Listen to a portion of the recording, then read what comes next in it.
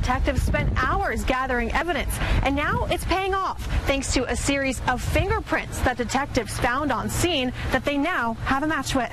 I'm at 41st and Hudson. Take a look at this Panera here. You can see the front of the building just completely torn off. Everything about the building pays tribute to its original days as a fire station, but their backdrop was this big wall right here, so they knew that if they fired that shot at him, they wouldn't be hitting other cars and they would be shooting into a wall. We have snow in South Tulsa. We've been waiting for it all night and it is finally here. You can tell by my microphone here.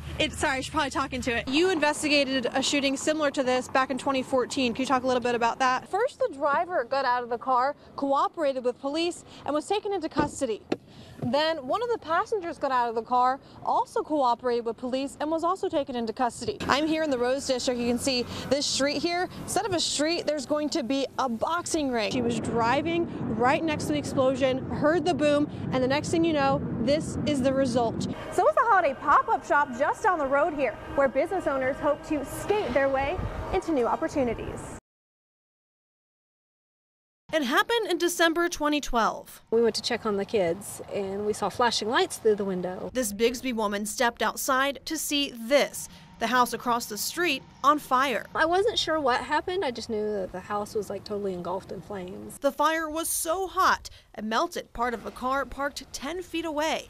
Neighbors started speculating about what happened. I was a little nervous because I knew what kind of house it was. It wasn't a good one. Their suspicions were confirmed when investigators figured out the fire was sparked by a meth lab. These type of meth-fueled fires, known as flash fires, were common just 10 years ago. Methamphetamine was being manufactured locally. Local cooks would manufacture methamphetamine. Initially, it was a more dangerous version. This supervisor with the Tulsa Police Narcotics Unit works undercover, so we're not showing his face. He says the so-called shake and bake or one-pot method were the most popular way to make meth. It's made by mixing chemicals inside bottles, a long, tedious, and volatile process that could easily turn deadly. It's extremely flammable. The bottle could tip over, the lithium can get stuck on the side of the bottle, let more oxygen in. Tulsa police shared this video with me showing just how quickly things could go wrong. It creates basically a flamethrower, and it sets everything around it on fire, including the person who's cooking it. I pulled the numbers to see the meth trends over the past 10 years.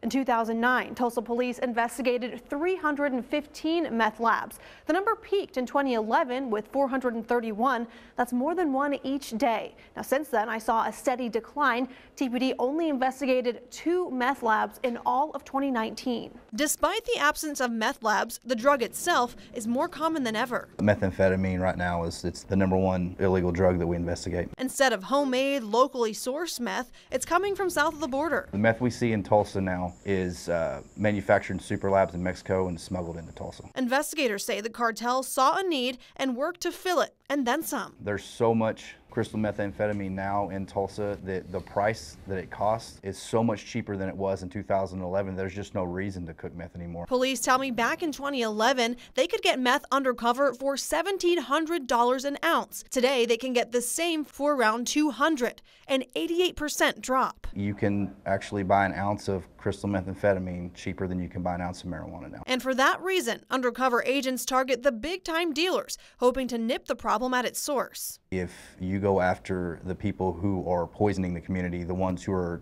just basically making money, that's all they care about is making money. They don't care about what family they destroy, what life they destroy. Agents are also working with other cities to stop it from coming to Tulsa. If the goal in the war on drugs was to wipe the streets clean of it, we've lost. And we've lost big time. We can just fight it as hard as we can on our level. You would go through here and go in and go into my office over here. A tint shop in Muskogee. I worked mainly over in this area. Now just a pile of debris.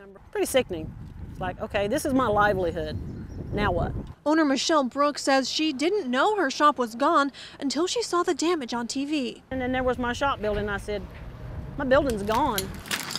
Now she's sifting through what's left of her business and former safe haven. It's my passion, it's my livelihood, it's what I enjoy doing. The owner kept an antique sign collection here in the building. A lot of these signs were in mint condition until the storms hit. Michelle says she plans to rebuild, while people in the Whispering Pine apartments are trying to figure out their next move. The storm ripped off the roof of this building, leaving 8 families without a home. They're going to have to start over because it's ruined. Crews worked all day to clean up the debris. The Housing Department and Red Cross are working to find families a place to stay. Thankfully, there have been no serious injuries from this storm. There's marks on his head and stains on his clothes. But Debbie Anderson sees past the doll's flaws and instead sees its potential. And I would just sponge him until he's all nice and clean. And the transformation goes beyond a quick scrub. Each doll gets a new outfit or a blanket to cozy up in, handmade in Debbie's living room. But Debbie isn't selling the dolls or gifting them to her grandchildren.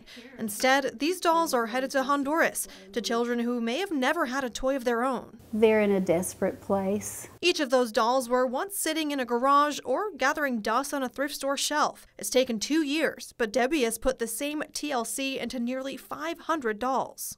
It makes me feel like I'm giving and sharing with the kids something that they wouldn't ordinarily be able to have.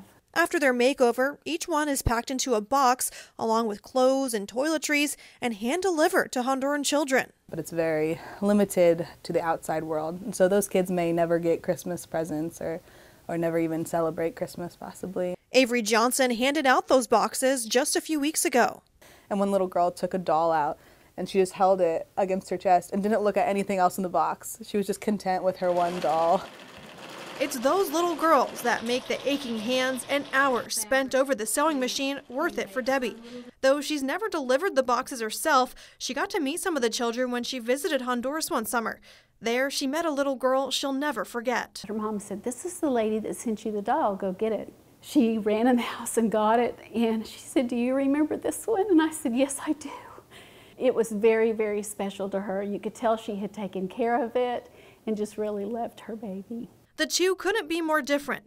Debbie, a woman from Collinsville, Oklahoma, and a little girl living a humble life in a Honduran village. But in that moment, they weren't strangers or very different at all. They were just two people brought together by a love of dolls and a greater appreciation for Christmas.